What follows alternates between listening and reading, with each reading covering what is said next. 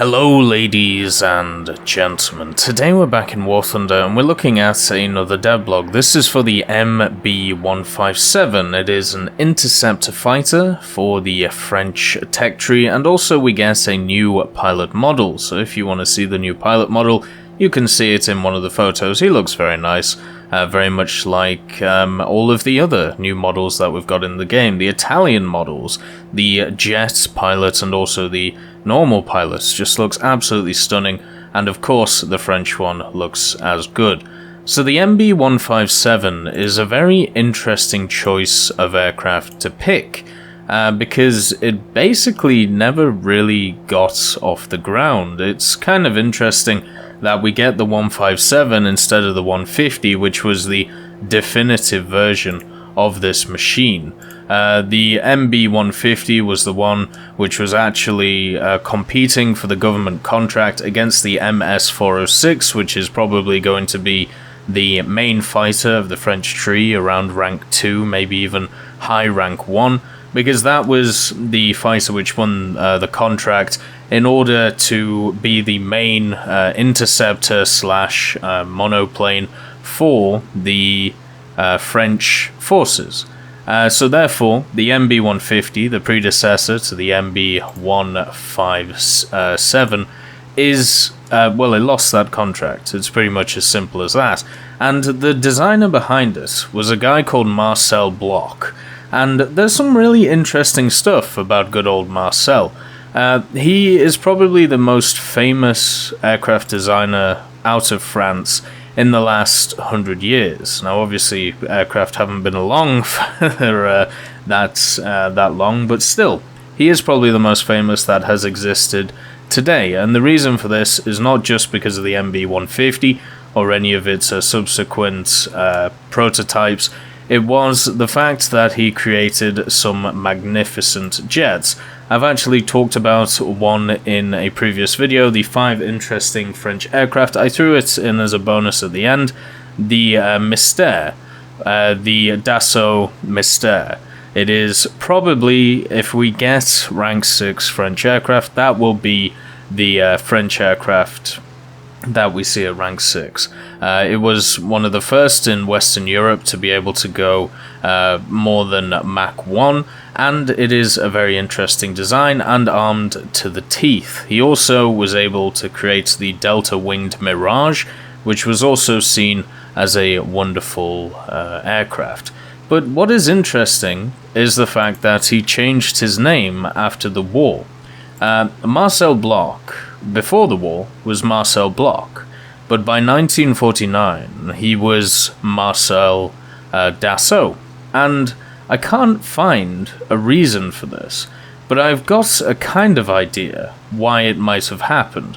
So, when France was taken over, he refused to help the German occupants. Obviously, when France was taken over, people were asked to collaborate with the Germans, especially if they were high-end engineers or anything like that, basically to fight for the Nazi cause. And he said no, he didn't want to deal with all that stuff, and I don't blame him, because he was Jewish. So, overall, it probably wouldn't have helped his cause, even if he had collaborated with them. So, what he did was he didn't help them, and therefore he was imprisoned basically straight away, and then by the end of the war, he was put in the Buchenwald concentration camp. Now, that was liberated in 1945 on the 11th of April by the American forces, and, you know, he survived being taken into jail twice, mainly because he was Jewish, but also because he wouldn't help the German cause at the time. And it seems like straight after that, first of all, he changed religion. So he went from being Jewish to Roman Catholic. Now, I don't know why he did this. I can't find a reason for it, whether it was a personal reason or anything like that, but it seems like after changing to Catholicism, he changed his name to Bloch Dassault.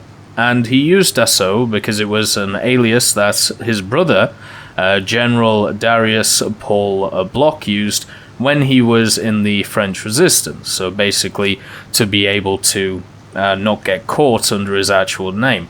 And then, as time went on, he just basically changed it to Dassault, or people just knew him as Dassault. And therefore, he acquired Breguet, which was an aviation company at the time, and created Avions Marcel Dassault Breguet Aviation, the AMDBA. And that is where we find aircraft such as the Mystère and also the Mirage coming from. When he died, he was 94 years old. He died on the 18th of April in Paris, and he was one of the richest men in France. This was an incredible man when it comes to designing and also building engineering military and civil aircraft.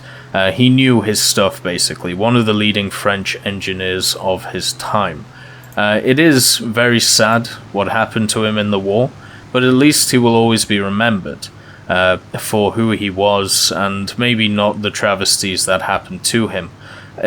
The thing is, with Marcel Dassault, or Bloch, whatever you want to call him, what is nice is there are actual pictures of him. Now, when I look for other designers, French designers, such as the guy who designed the VG-33 that we covered the other day, Jean Gaultier, I can't find a single picture of him, whether it be online or whether it be in many French aviation books. So at least Marcel will always be remembered because, well, at least you can see his picture, and it's a lot easier to tag onto a picture.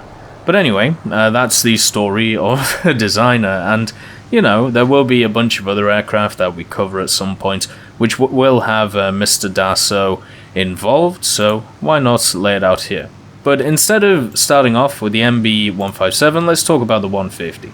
So, the 150, as I said, lost out to the MS-406, and generally after that happens, designers will just stop with the prototype. They'll just be like, well, we lost the contract, it's time to move on, maybe try something different. But Bloch and his mates decided just to keep going. So the technicians, they continued supporting the project, and they eventually created a complete prototype, and by 1936 it was supposed to fly, but it had really bad issues with it, and it never actually got to its first flight. But by 1937 they'd installed a more powerful engine, which was coupled with a new 3-bladed propeller, which was obviously quite interesting at the time. It had different wing elements, a new undercarriage, which allowed the prototype to achieve its first flight during October of 1937. The French Air Force, when they actually saw the prototype, were like, that's kind of interesting, maybe we'll invest in it.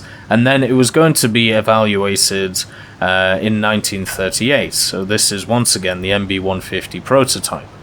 So they tested out the machine, and then they ordered 25 aircraft of it. And none of them, though, would be based on the original prototype. So we've seen this before with many other aircraft. The F222.2 was another one of these aircraft where they tested the original prototype, then they produced something, but it was completely different, or at least there was a lot of differences compared to the prototype which could actually fly. So the design focus was shifted on more capable prototypes, so ones which were more reliable and more efficient. So the MB-151 came along with the MB-152, and they were fitted with the Gnome Rhone 14N35 and 14N25 engines respectively, so basically more powerful engines. The MB-152 then actually entered the French Air Force service as the MB-151C1, with the MB-152 as the MB-152C1. And then they were seen as very comparable to the P-36 Hawks that we see in the American trees, so that's kind of interesting. Maybe that gives you an idea of on par where we're going to see the earlier aircraft, because if we're getting the MB-157, you bet your bottom dollar we're getting the MB-151 and the MB-152. The MB-150 may be a little bit out there, But then again, so is the 157. It's massively out there. What is kind of interesting about all of these is the fact that it's an all-metal monoplane. This means that in game it will probably be quite good at diving, but the issue is getting it up to speed. But maybe with the 157 that's what they're thinking of, because the 157, the big difference between all of these aircraft is not really differences in the airframe, but differences in the engine. So if we look at the 157, it had the Gnome Rhone 14R, which was an air-cooled radial engine which was more powerful than the engine which was installed in the MB152, and it could actually output a power of 1186 kilowatts for the takeoff, and then with the supercharger at 8,000 meters it could put out 1268 kilowatts of power, which is a hell of a lot for the time. But you've got to remember, the MB157 was created in 1942. So this is after the conquering of France. This is after, basically, everything like that. So the Germans actually tested it themselves without any guns on it. So maybe some of those, changes with the airframe in game, there might be a little bit of difference between the model that we had in real life and the model that we're going to have in game. So the issues with the MB series, especially the 157, was the fact that it was already heavy, and then they had to add guns onto it. And the engines itself, the Gnome Rhone 14R was pretty much the cream of the crop at the time for the French. So therefore adding any other engine to it was pretty much impossible unless they brought some in, and since France was under Nazi occupation, that's not exactly easy to do. But anyway, so the design philosophy, which made the MB157, pretty much already existed for a hell of a long time in the form of the 150, the 151, and the 152, and therefore, just over 6 months of thinking up the design, it was very easy to put the prototype together. But the issue with the MB157 and a lot of other planes which could have made a difference if they came a few years earlier was the fact that they came at the wrong time, and France was already lost. So while the German forces were closing on Paris, the MB157 components were loaded to be taken to a place of security. But the vehicle which was taking them was actually intercepted by the Germans in order to proceed to an SNCASO establishment within the occupied zone. So unfortunately, it wasn't able to get put together until the Germans took over, and then they put it together. So in 1942, the MB157 was assembled and it was test flown under the German supervision. This was demonstrating a really good performance, to be honest, but remember, it didn't have any weaponry at the time. So yeah, simple as that. And the most interesting feature so far, at least when the Germans looked at it, they thought the engine was the most interesting thing. The airframe itself, they didn't really care about, but the Gnome Rhone 14R was something that they actually believed outclassed the BF-109 engine, which is kind of interesting. But they were taking it to be tested in Germany to see if they could solve or harvest any parts from it, maybe creating a better engine of their own, but it was battered by an Allied air raid, so it never actually got there, unfortunately. So the MB157 is very odd when it comes to releasing it as a dev blog, because there are other planes of the MB series which we're definitely going to see if this is a thing. It basically confirms the 151 and the 152, and it also slightly confirms the 150. But I think the reason they decided to go for the 157 is because there is that weaponry issue, and therefore they can kind of mold it to what they want. So if they want this to be a rank 3 fighter, they can give it specific guns if they want to, to make it so. If they want to make it a rank 2 fighter, they could give it specific guns if they wanted, and it seems like the devs of Gaijin have decided that 220mm is what they're going to go for. And the issue with this is they are the same 20mm that we basically see on every other aircraft of French at the time. This means that you're going to get 120 rounds, 60 each gun, so therefore you're going to be able to kill maybe 1 or 2, or if you're very skilled, 3 or 4 aircraft, and then you're going to be out of the battle. And the thing is, this being a very heavy aircraft, since it is all metal built, and it's going to have those 2 massive 20mm in the wings, it's going to be an energy fighter through and through.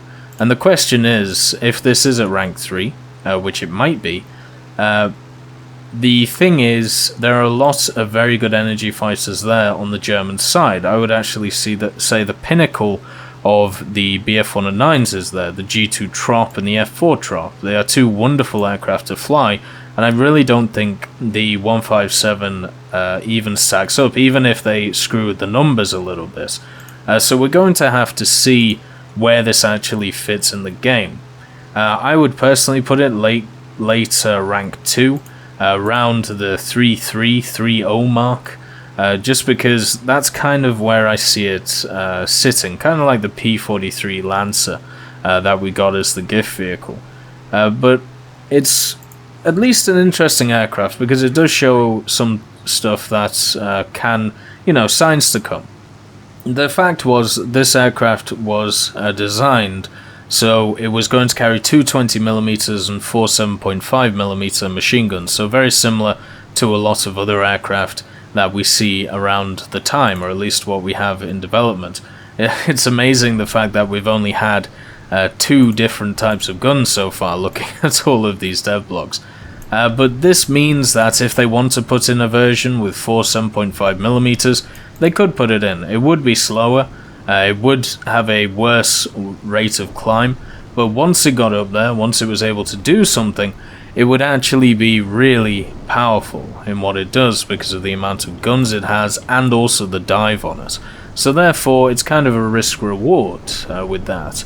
But with this vehicle, with it only having 2 20mm guns, it's going to be a struggle in my opinion. It's going to be great against bombers, because generally it's a large target, it's not hard to hit.